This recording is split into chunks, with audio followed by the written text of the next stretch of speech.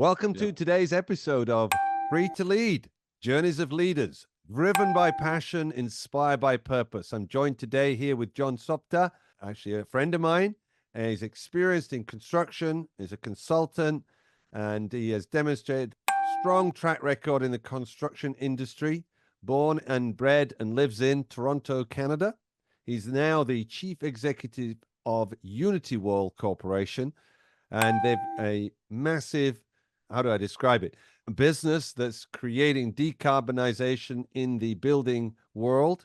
And they have this new invention, which he'll probably tell you about, which is this incredibly high performing wall system that virtually can incorporate any cladding system, and 100% non-combustible. And they build these, or are building these, or walling these, if you like, very high rise buildings. So that's a layman's kind of cover of what I understand John currently does. But with further ado, John, welcome to the show. Thanks, Will. Pleasure to be here. Thanks for Yes. having me. Yeah, it's a pleasure to have you on the show, because I like people who've got a journey to share and got character, and I'm sure you're going to open up with that. So if you can give a little bit about your backstory, where did you start, and how did you end up where you are today? Yeah. You talk about journey. It's been one for sure. I've been swinging a hammer since I was 4 years old. I'll be honest with you. My father's a master carpenter, spent his whole life in that space. And I remember as a little kid joining him on Saturdays quite often, whether it be in the shop or it was literally on site, looking all the amazing work that he did throughout our city for different clients and whatnot. I loved the notion, I remember, I loved the notion of being able to create something from nothing. Being a master carpenter, taking that raw and oftentimes very expensive wood, creating these fantastically paneled boardrooms or cabinetry or millwork or tables or trim, whatever it might have been. I was always very interested in that. And then just the odd projects at home, doing our own kitchens and bathrooms and additions and renovations. Yeah, it's something that stuck with both my brother and I. I have a younger sibling. Um, Unlike what I studied in school, I did a double major in sociology. People fascinated me. The study of man really fascinated me. I have a cousin who was a professor at the university level, really turned me on to that. And I did a lot of volunteer work and giving back, if you will, in the different social services communities, and ended up in construction, believe it or not. Yes, you're doing My, carpentry, but you went yeah. away and did sociology and all of that stuff. My dad, my dad and his brother were always about buying land and property, never about letting money sit idly by. So they invested in land and different properties. And there was a particular parcel that we had in which is now part of the eastern Greater Toronto area, but in Pickering, Ontario, we had a couple acres there, and we're forced, if you will, into developing that. The developer or builder that owned most of the surrounding land was trying to put a squeeze on us to sell, and we, along with a few other landowners, assembled into a group. I led that as a young first-year university student. I led that charge, if you will, and kept everybody organized and together as a group. And we participated in that first subdivision along with the folks that ended up buying that. We built, I believe it was 17 homes over a few years. And again, loved that whole experience. And we learned a lot, painfully, as painful as it was some real world experience and schooling, if you will. So my brother and I opened up a home building company, and we started doing custom homes. Did that for a number of years. And long story short, when my wife was pregnant with our twins, I'd made the comment, we had 5 houses on the go at the time. I'd made the comment to my brother, man, I'd love to stay home for a year, the twins' first year. And he just looked at me and said, why don't you do it? And that's something that I'll forever appreciate of him. But it was an incredible opportunity to be home with my wife for the first year of the twins' life, if you will, or existence. So that was fun. And then having come out of that, I ended up going to work for Canada's largest home builder, when I was ready to come back to work, my brother was no longer interested in continuing on what we were doing on the development side with these Yeah. spec homes that we were doing. I ended up working for Green Park, a group of companies. At the time, they were Canada's largest home builder, and learned so much there, man. And then again, ended up going out on my own. I'm the serial entrepreneur. I primarily, if I look back over the last 4 decades, only worked for myself. I've had a number of businesses along the way that weren't related to construction, but primarily I've spent my whole life in construction, built an incredible network, one that I'm so proud of today. And without that, I wouldn't be where I am. I surround myself with incredible people, and I'm only as good as they are. So I'm very fortunate. At the tail end of that home building career, we were doing multi-million-dollar monster homes in and around the GTA. One thing that really started to weigh heavily on me were these trades and labor components, if you will. Less and less people were wanting to work, and the quality of the work was suffering. Yeah. The tables had almost turned to the point where the subtrades that I were using had adopted the mindset, if you will, that they were doing me a favor, and the quality wasn't there. And it became very frustrating to the point that when a good friend of mine introduced me to his business, they were doing prefabricated structures for mid-rise construction. So buildings that were ranging anywhere from 4 to 12 stories. They were building these structures out of cold form steel, off-site and in a controlled factory, and then just bringing the components, if you will, on site. And I loved it. I engaged with him after he'd gone through a number of sales teams that were not as productive as they would have liked.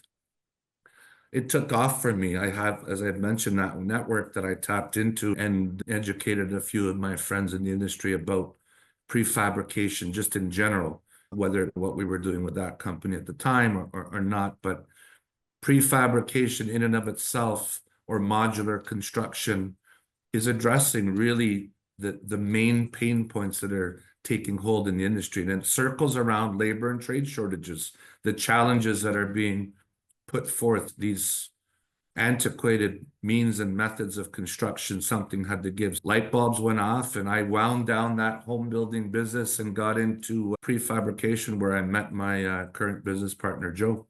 Yeah. Very good. I'm trying to think back when you and I first met. It's probably 6, 7 years ago, something like that. So it's before you met Joe. I don't know if it's before you met Joe, but it's before you started that business with Joe. You and I met a lot longer. It was more than I'm trying to think now. You and I met, I'll tell you right now, about 10 years ago. And it was Yeah. right around, yeah, it was right around the time when I had hit a serious crossroads in my own life Yeah, that's where what I I had to remember. make, Yeah. yeah, you do. I Yeah. was going through some real struggles back then, and realized that I had a choice to make. And joining this company as their head of sales was one of them. Winding down what I had been doing primarily my entire life to get into something and completely different was concerning, not just for myself, for my family. My wife thought I Sure. was absolutely insane. Yeah. Yeah. Yeah. When I spoke to you, one of the things we dealt with was the stress levels you were under at that time. And obviously you worked through that. And then now you're in this new, you're still in the fabrication part of it, but you've got this whole new skin, this whole new kind of technology. Can you It's say a an little bit envelope. about Yeah. that? Yeah. What UnitiWall does, we are the highest performance offering when you talk about curtain wall that's available in the market today, that allows for the incorporation of any cladding. So whether you want real brick or real stone, specialty metals, glass, fiber cement, like all the things that architects would specify, we're including in the panel here in the factory, So along with, just let me interrupt a little bit because sure, people may be listening to the show and got no idea what you're talking about, right? So yeah. to bring it down to what does he do? You do the outer wall. It's like the outer wall for these high-rise buildings. They can put glass panels on your panels, or they can put bricks, or they can put whatever they want to put on. Yes. Yeah, we give them that option. So whatever it is that their architect has specified under that conventional build plan, Yeah. We're basically coming in and rolling up those 3 or 4 trades into one offering, which is taken offsite and completed offsite in our factory, whereby we're simply coming in and hanging these curtain walls, they're called, Yeah. and in record speed, giving them that performance and the materials on the facade that they've originally asked for, and they're ready to start drywalling on the inside. So somebody builds a construction and it looks like high-rise car park, Structure. right? It's a There's just a structure, yeah. structure there. You look at it, and then you come and you basically put the outer walls on, and then Correct. they put the inner walls on inside of that. Yeah. What makes your product so unique? Because it is. I was working with you about a year ago with your partner, Yeah. and Yeah. it's very scientific. It's very leading edge in your business. So if you could put that into layman's terms, that would be great. What's so special Yeah. about your curtain walls? We incorporate a patented technology. It's called the thermal plenum technology. We own the IP. It's what gives us that thermal break. It's what allows the heat to stay in or the air conditioned air to stay in a simplistic way Yeah. longer. So our walls are very airtight Yeah. and watertight. It doesn't allow for any water to come in. And we're managing very low air leakage rates. So you're not losing all of that. It's like a In vacuum seal. It's like a vacuum. you could say that we're a pressure equalized system. Right. So we're again allowing that conditioned air, whether heated or cooled, to stay in the units or in the building longer, Mm, so that your energy demands are significantly reduced.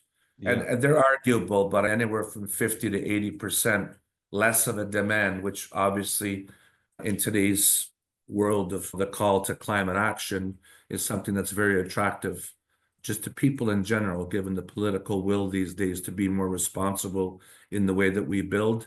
Having these sorts of systems allow for a drastic reduction in the use of energy.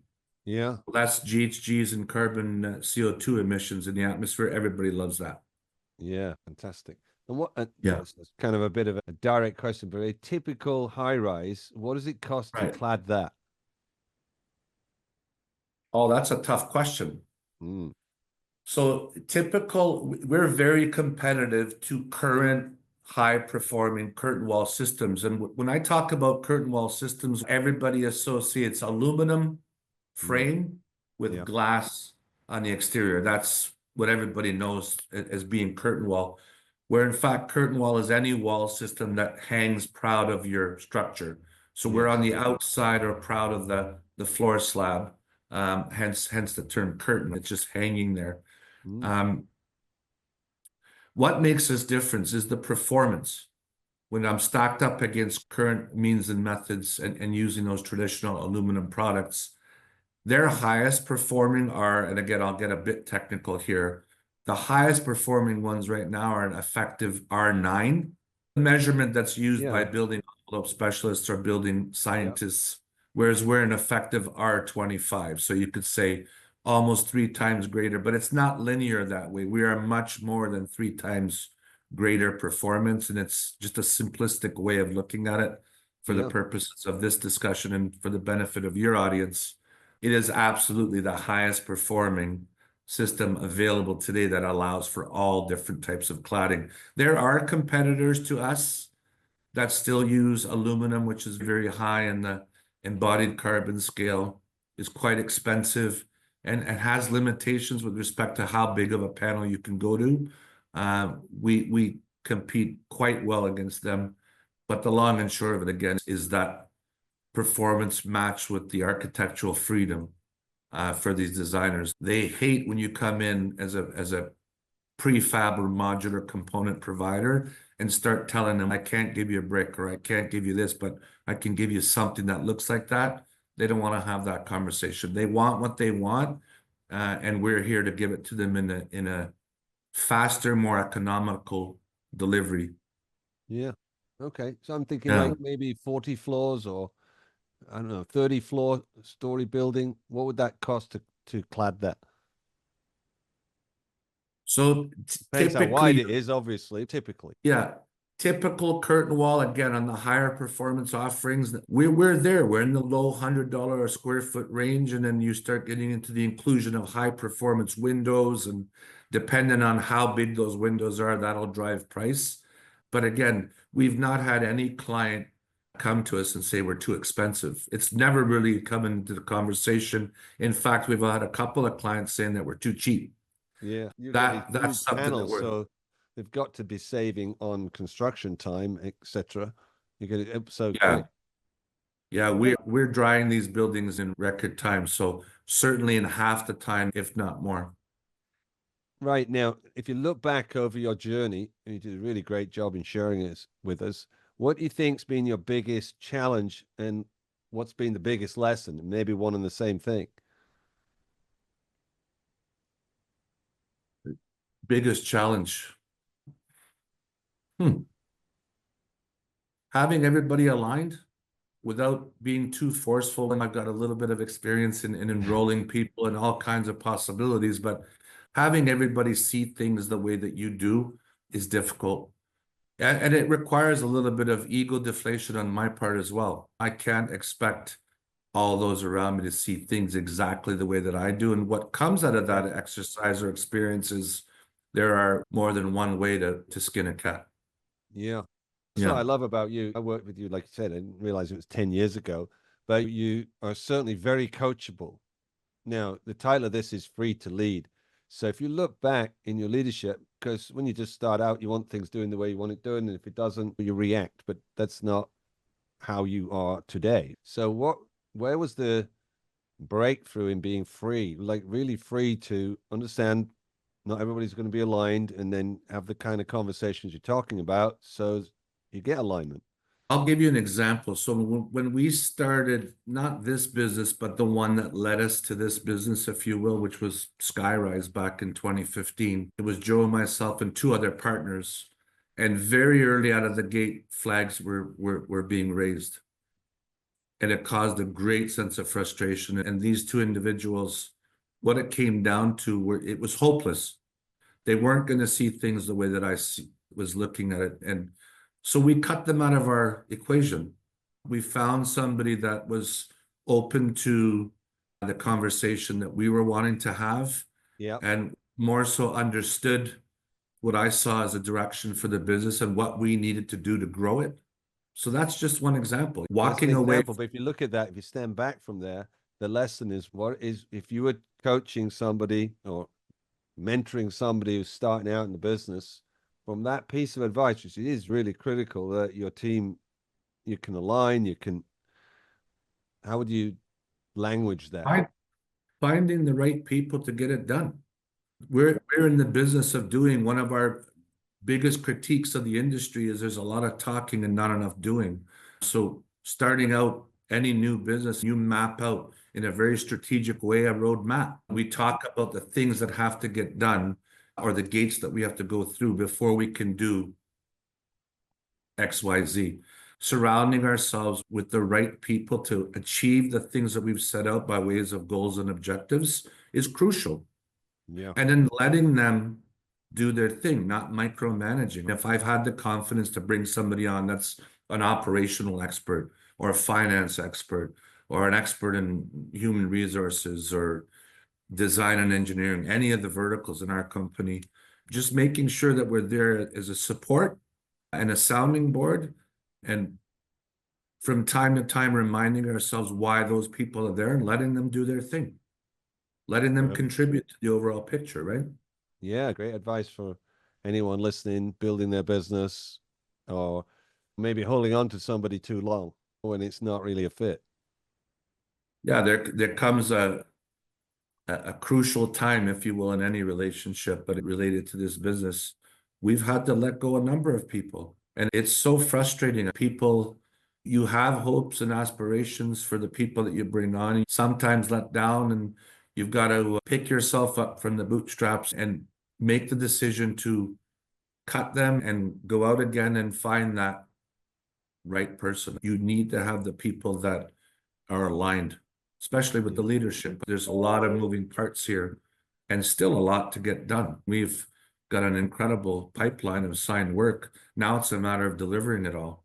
Yeah, I'm sure you're going to continue your leadership and drive that whole thing forward. So really appreciate Yeah. you being on the show today, John, and it's very insightful, given your journey starting banging hammering nails in at 4 years old to hanging these curtain walls on these huge buildings, making them efficient. So I really appreciate you sharing your journey and your insights. It's been really great to have you on the show. Thank you so much. Thanks, Will. All right, you're welcome. Thank you, John.